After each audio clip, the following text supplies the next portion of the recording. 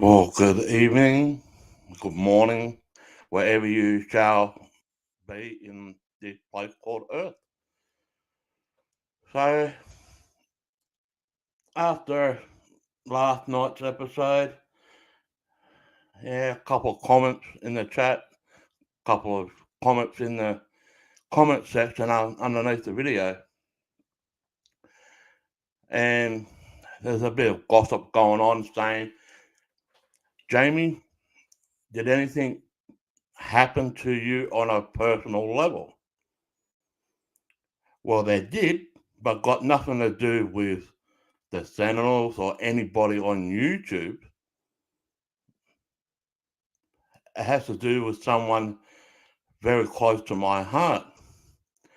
And before I do talk about what actually happened back in May of this year, I'm going to say this, that I'm only going to give you just a little taste of what actually happened, because there are other stuff that I'm not ready to talk about right now, and those issues are out of my own control. However, what I can talk about is we have to go back to 2010, where I was at work and I came back from my work because I was working interstate. I was on radio at the time. I came back home to South Australia, and the partner that I had at the time took off with my daughter with another bloke and left the state. Left my bank dry of $2,500. I lost my car, I lost the house, all due to her insecurities back in 2010. From 2010 right up until May this year, I have not heard one iota on the whereabouts of my daughter or where she may be actually living. Yes, I've been going back and forward to court over the years to get custody of my daughter. However, it was out of my control. If I did not know the actual address, there's nothing the court could actually do on my behalf. So I spent thousands and thousands of dollars in court fees over the years. But in May this year, on Shay's birthday, of all things, I came to realise that my daughter came back to South Australia on her own accord to get in contact and in communication and to find out who her real father was, because she was brainwashed all these years that I wasn't the real father. And indeed, I am the real father. I have the birth certificate. I've got all the DNA testing done. I was paying child support, all that razzma jazz, as a father should do. So my daughter came to South Australia on her own accord, went to her other elder sister place here in Adelaide, and got in communication and wanted to meet up. So I arranged to meet up with my daughter for a couple of hours. We hugged, we cried, we shared a lot of memories, a lot of weight was lifted off both our shoulders. But then something happened. And I am not going to share about exactly what happened after that, but I will say this. My daughter decided that she couldn't handle it, living with her sister and went back to Queensland where she feels she's got a bigger support network, so to speak, and caught the first flight back to Queensland after having some living arrangement difficulties with her sister. Now, I was trying to sort things out on my end, trying to get her to live with me and whatnot, and things were starting to get into some motion. But my daughter decided to pack her bags and went back to Queensland. And since that day that she went back to Queensland, I have not heard one iota of my daughter since. So I'm basically going through some more heartache. There are some issues going on that I am aware of that's been happening in my daughter's personal life. I'm not prepared to talk about them right now because people are just going to start trying to dig and dig and dig. But I will say this. My daughter decided to go back to a support network that she claimed to have, and she wanted no parental guardianship now that she's 16 years of age, so she can do what she pleases. So basically what I say as a father and what her mother says as a mother, we don't have any leg to stand on here in Australia because the law states once they turn 16, we don't have any legal guardianship control over our children anymore.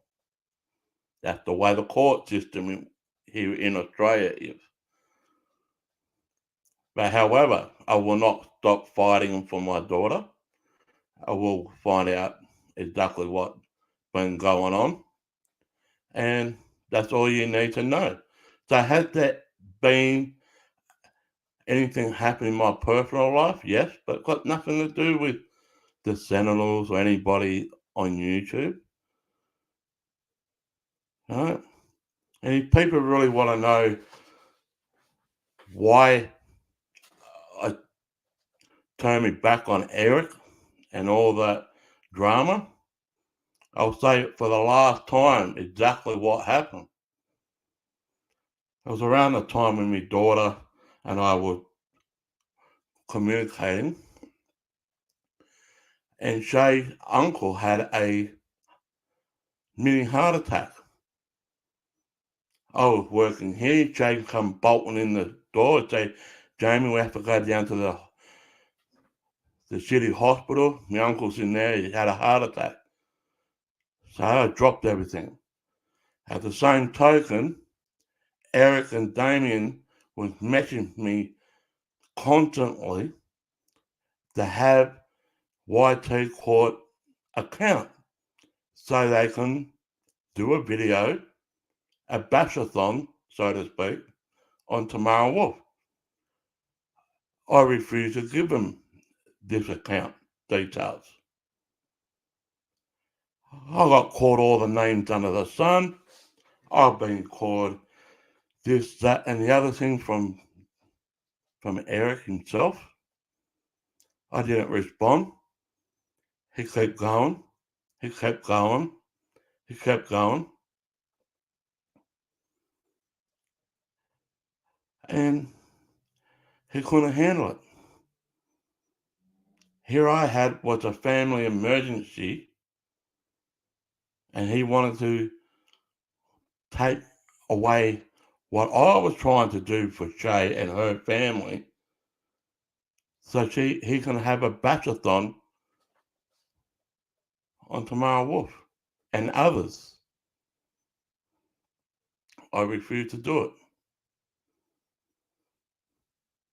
And the things that he said about me, while I was in the waiting room with all the family members, checking the messages that he was sending me on Facebook and Skype and the like,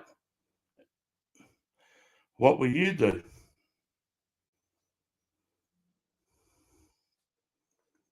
See, there was one point in time when Eric was doing all these informative news episodes, but because he wasn't getting the viewership that he wanted, he would stop doing it halfway through an episode and start bashing people.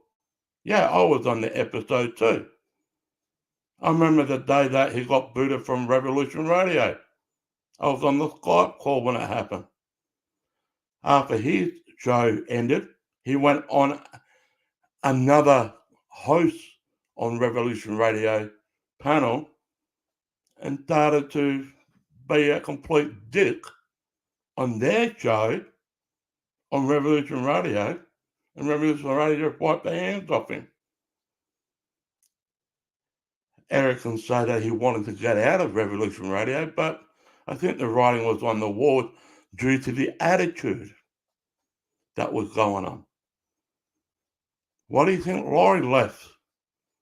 Couldn't stand the attitude. So the thing is about Eric that people don't know. He wants the power, like a standover man, so to speak, to look down like a bully and start to pick out their weaknesses, where it's disability, mentality, or whatever it shall be, and make it a joke out of it and calling other people mental and insane. Quite frankly, I said to Eric a few times, maybe you need to look yourself in the mirror sometimes, son. Because people only reflect what's going on in their own life to others so people can see. People saying, Jamie, why are you the saviour now? I ain't no saviour, I ain't no saint. Never claimed to be. But I will say this, what makes you say that I am a saint now? Because I turned me back on all the shit. I had to work on what was going on in my own personal life and leave everybody out of it.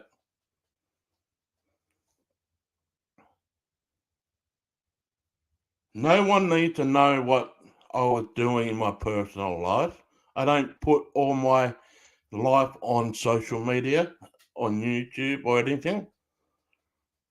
And that's the problem with some people. Once that spotlight gets turned on them, they think they need to tell people exactly what's going on in their life. And that's how all this drama starts to unfold. And that's how the doxing starts to happen and people start digging for conspiracy theory. There's no conspiracy theory in my life. Do I have a police record? Of course I do. But they're petty little crimes like assault in a schoolyard. You know, a bully in high school wanted to pick a fight with me. I hit him once, and apparently I was supposed to cost $10,000 worth of dental damage. Now, according to the report, apparently one punch that I did snapped his jawbone from one side to the other, knocked his teeth out. One punch. The police turned around and said to me, "What did you hit him with, a crowbar?" I said, "No, I just gave him a jab." People say that I'm dangerous. When I was younger, I didn't know my own strength sometimes. But I was only standing up for myself. I'm not this person that will be pushed around, being bullied. I hate bullies. Yeah, I've been bullied because I had a speech impediment when I was younger. And many people say I still got one now. People call me Mumbles. I love it.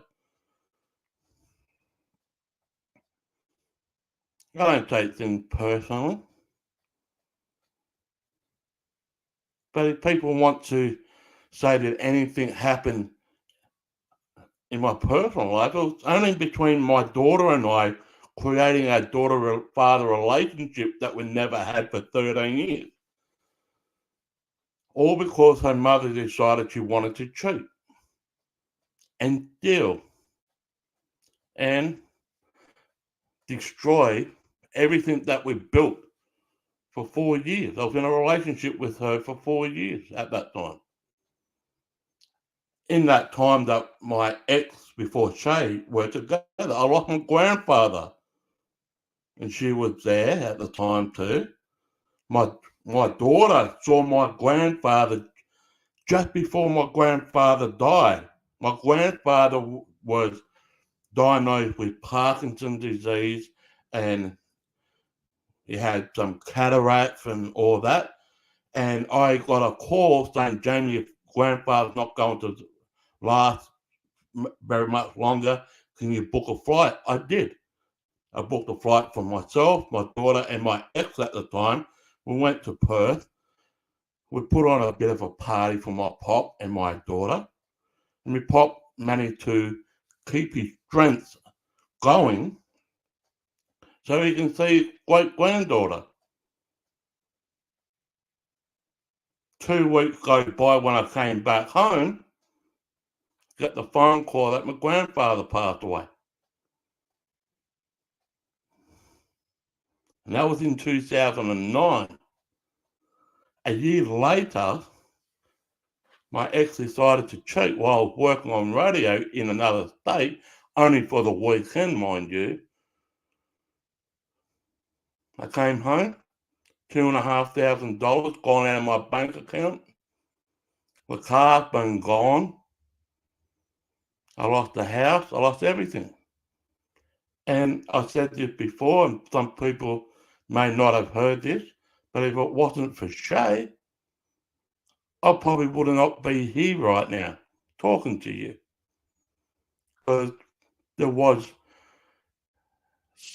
in that moment of time, there was some self-harm back in 2010.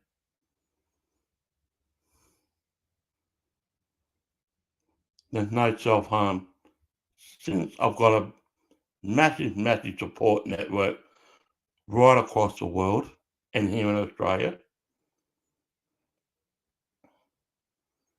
I stand up for what I believe in. And people don't like it, well, nothing I can do about it.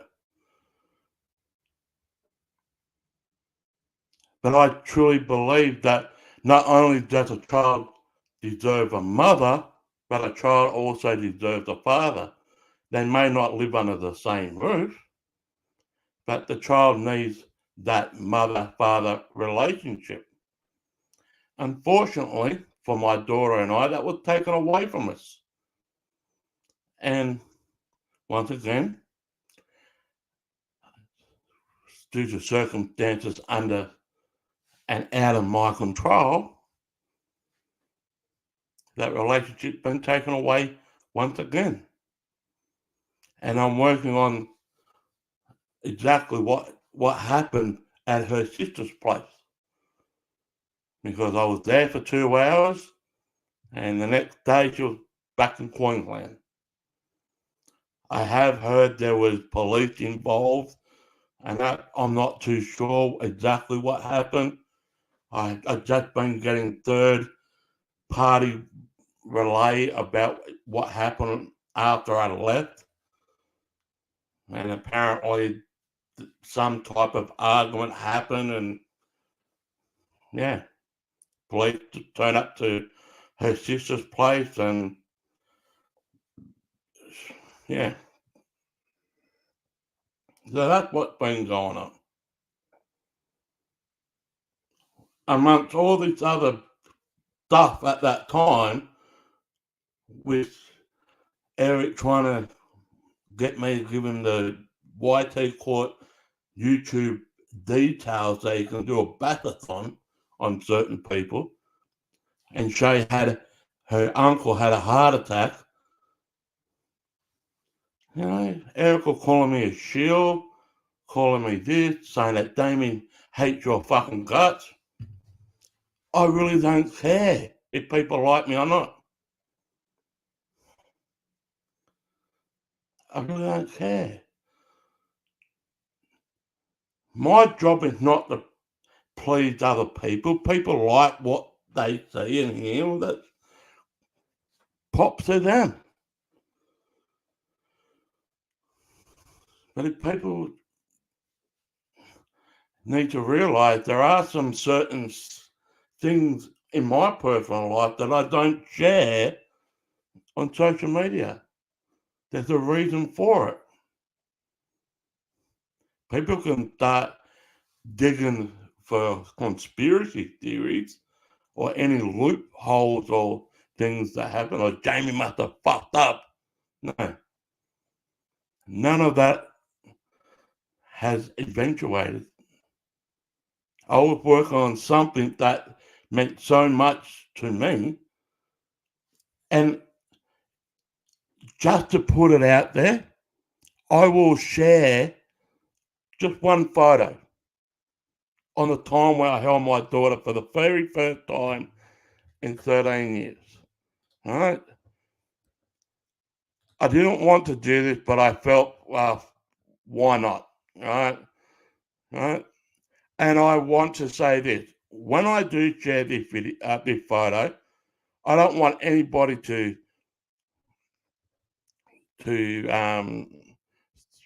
spread it around and whatnot.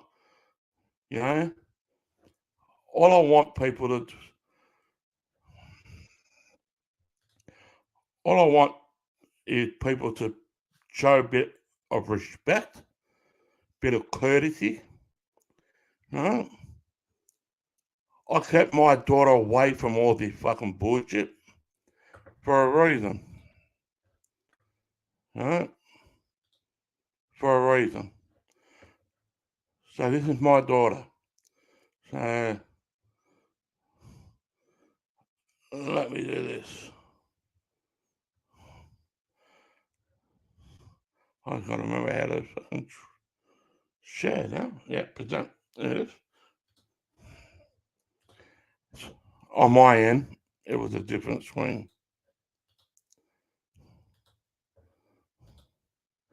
Let's see if that come up. This is my daughter, 16 years of age. All right? No one needs to know her name, and I'll keep her name private. That's the day that I held my daughter in my arms for the very first time in 13 years. The next day, however, she was back in Queensland due to having, for what I believe and what I've been told, was an argument with her sister. And police did turn up to the residence of her sister's place. Not here, in another location in Adelaide. That's what's been going on.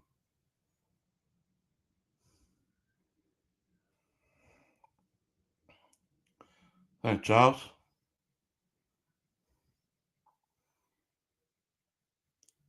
People thought the police were attacking me, or certain people were attacking me.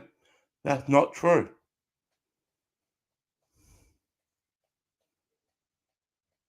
What you saw there was going on.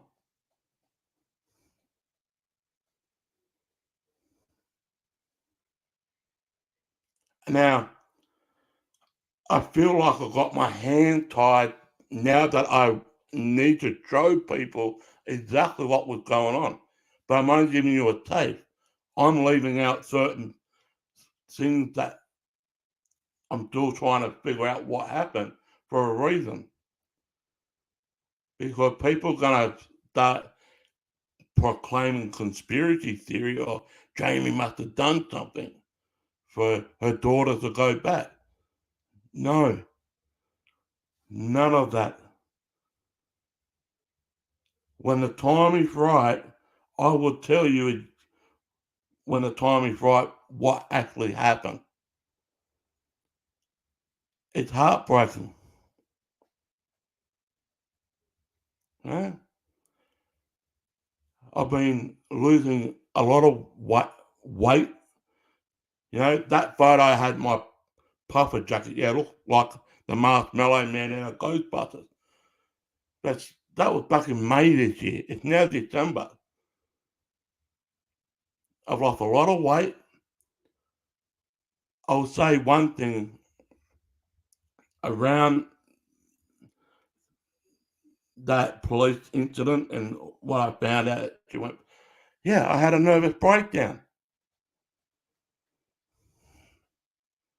It felt like deja vu all over again, that history repeats itself like it did back in 2010. That I was going to lose everything. Like losing Shay, losing Newhouse. That's what. And I don't want any sympathy. I don't want people to feel sorry for me. Because there's something in place right now behind the scenes that I'm working on. And when the time is right, I will share you exactly what happened. And let me just say this. I don't wish any child to go through what my daughter went through. I do not do anything in a harmful way to my daughter. And if people think I did, get that out of your head right now. I gave her love. I gave her financial support because her mother certainly didn't. For 13 years, I was financially supporting my own daughter while her mother was going from one Joe blow to the next Joe blow to the next Joe blow.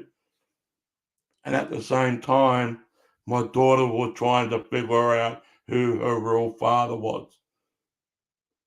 And I've been here all the time.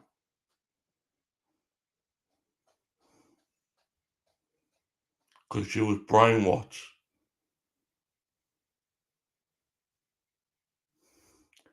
Let me say, I will say one thing that I do know. Before she even got in contact with me and got to see me, when my daughter was 12 years old, she got physically bashed by one of the guys that my ex was with.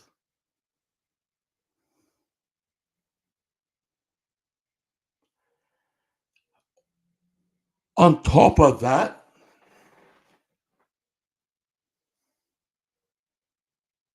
no, I won't mention the second thing. So she was violently assaulted by one of the partners that my ex had when she was 12 years old.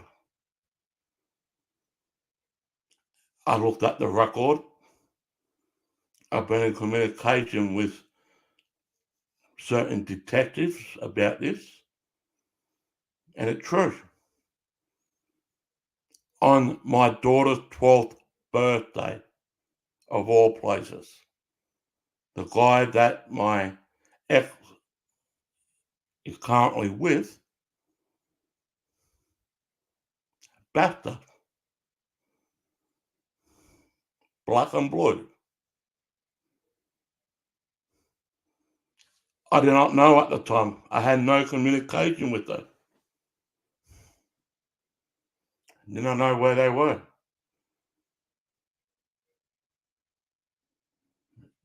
Till May this year, I found out everything. Everything that happened for 13 years. I found out everything. And I do have paperwork that will make you run out of toilet paper like COVID did.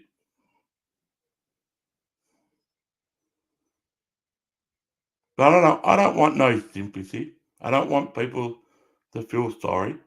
I'm just here to point out a certain fact. Yeah, there was something that happened, but it got nothing to do with me doing actually anything, or did Eric do anything, or somebody else on YouTube do anything. No. It had something to do with my daughter and I. And when the time is right, I will share exactly what happened in regard to my daughter getting on the plane and leaving Adelaide, where we are, to go back to Queensland and not being able to have any communication ever again till now. Do I think it was a setup? That's up for speculation. Do I think that she came to get certain information? Possible. But I don't live on maybes. I'm still working that out. But let's just say this. I spent thousands and thousands of dollars fighting for my daughter. And it ain't gonna stop.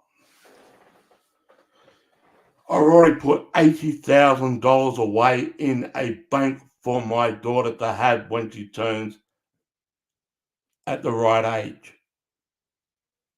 I gave myself $80,000 put aside. That's in the bank. My daughter cannot have it. My daughter can have it when she turns a certain age.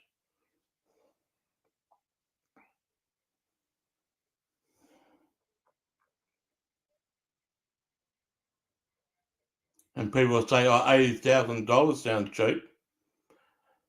You can't put a price on life.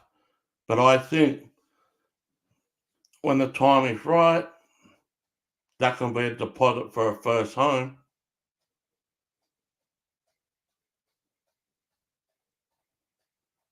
Thanks, Charles.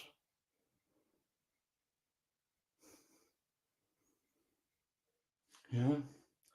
$80,000 can go on a nice honeymoon vacation. Get a car. But I personally want her to buy her first home, put on a deposit. Now, I may just try to put another 20, 30 grand to get over the 100 grand mark to put down a down payment deposit for a home loan when the age and the time comes. She's only 16 at the time now.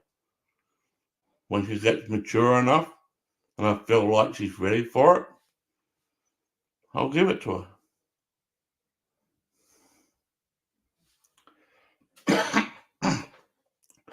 But with all this other stuff with the Sentinels and all that, that's what happened. Eric decided he wanted to do a bathathon and he wanted me to give him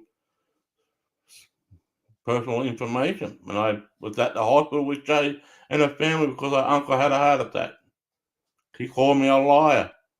Quite frankly, I remember the day that my ex-housemate drove his car into my house when we were living together, Shay and I and another housemate. He drove a car into the house not once but twice. And the whole house fucking collapsed. Damien knew about it.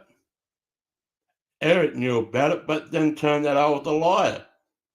He demanded to see a photo or any type of proof that the house did actually get torn down. Shay was shaking. So I said, oh, fuck you, Eric. Here's the fucking photo. No one's seen the photo. Showed it to him and he said, oh, fuck, I'm sorry. I said, Eric, sometimes you're full of shit. Your ego gets in the way of you a lot of times, especially when you're on the alcohol. And many people will know this. When Eric gets on the alcohol, it can be complete utter arsehole. He can be an awesome bloke when he's not fucking drinking. There have been a few awesome moments with Eric, but Eric can be a complete righteous cunt when he's on the alcohol. He's proven it to me several times. But I keep forgiving him, I keep forgiving him, I keep forgiving him.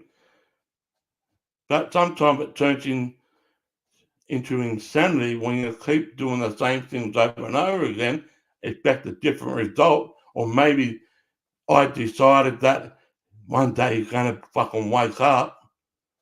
No, you keep doing it and keep doing it and keep doing it. Just got to ask Laurie. Go and ask Mike Terrell. I don't need to say that, the things that I did with Eric, I thought shit that will make your fucking eyes roll out the back of your head.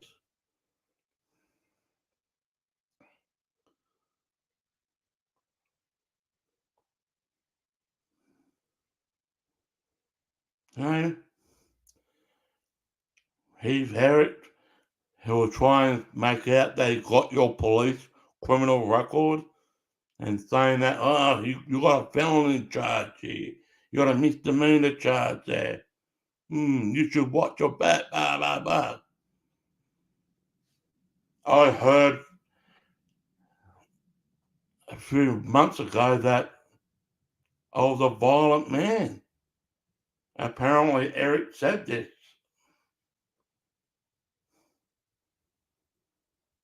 The only way people are going to find out, they'll have to come here to find out, won't they?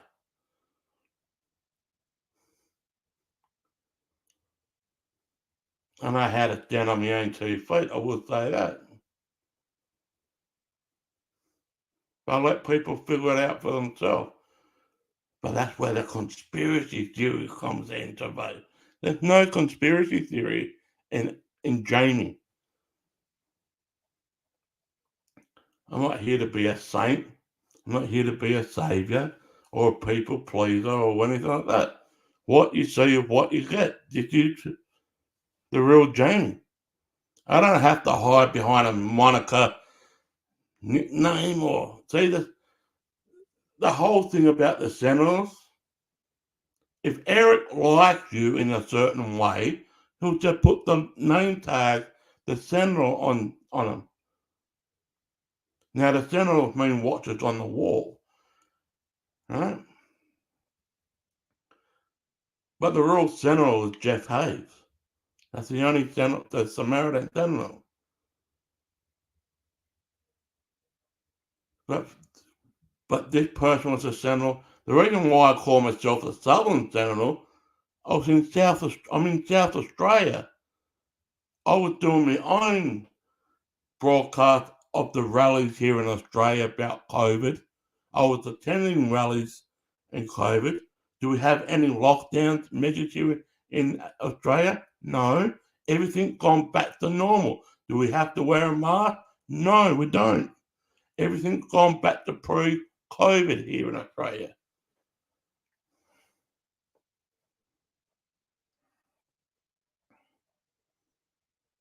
And I think what I did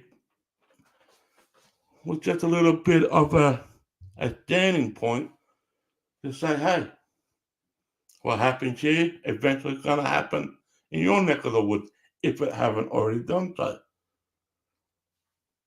Don't talk about gun control because gun control will never work. It hasn't here and it won't happen in America. And quite frankly, America does have some form of gun control. Not like Australia, of course, but there is some form of gun control regulations in America. Doesn't work. Most of the mass shootings happen in a no gun zone. Just look at Chicago.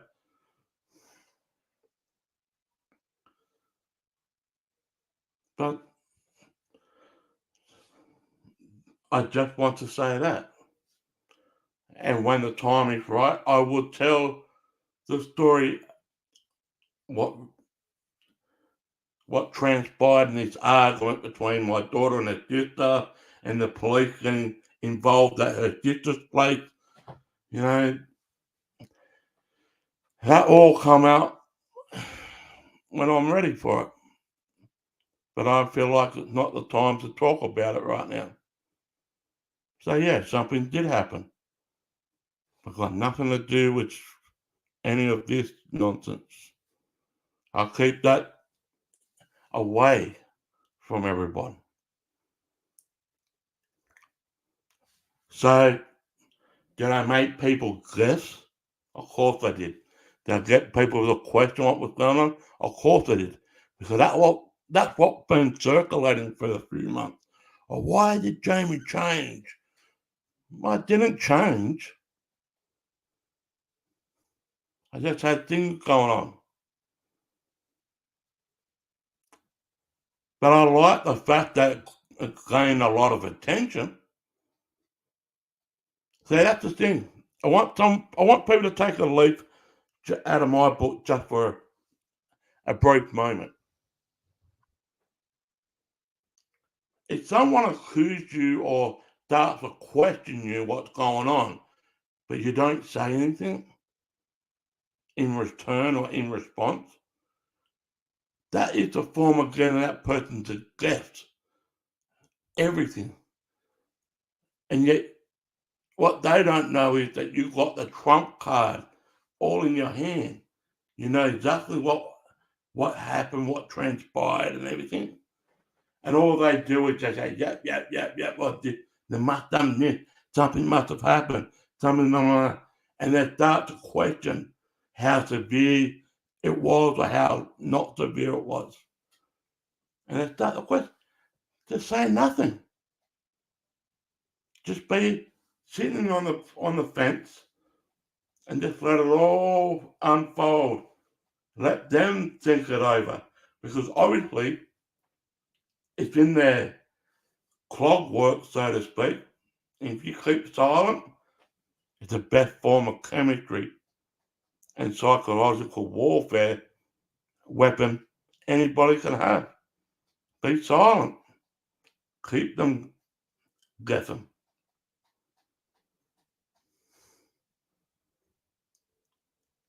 Because eventually, they're going to end up turning out to be disappointed with the outcome that eventually did happen. What actually did happen.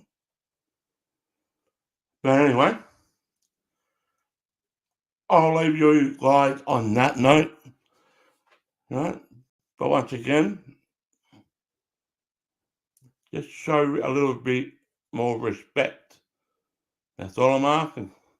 Just a little bit more respect. And things can go a further. Matter of fact, things can go a very, very long way. Enjoy the rest of your day as much as I will. And yeah, see you when I see you, I suppose.